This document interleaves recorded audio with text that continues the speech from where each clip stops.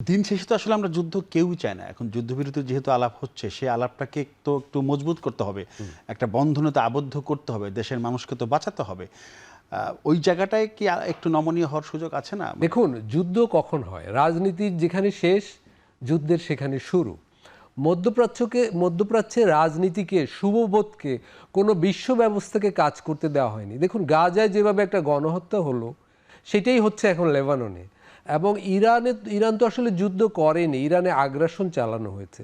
এটাকে আমরা সবাই রেডিও টিভিতে যুদ্ধ বলছি, কিন্তু ইরান তো আত্মরক্ষার জন্য লড়ছে। এটা একটা একতরফা, গত ৩৯ দিনে একতরফা একটা আগ্রাসন চালানো হলো।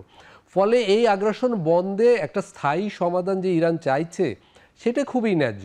যুক্তরাষ্ট্রকে এবং ইসরায়েলকে বিশেষ করে সিরিয়ায়, লেবাননে এবং ইরানে যখন তখন হামলার যে একটা প্র্যাকটিস সে করে এসেছে বছরের পর বছর, এটা অবশ্যই বন্ধ করতে হবে। না হলে এই যুদ্ধবিরতির আসলে কোনো মানে হয় না। ফলে আমরা যে শান্তির কথা আপনি বললেন, এটা খুবই কপট হয়ে যায় যদি ইরানের প্রতি ন্যায্য আচরণ করা না হয়।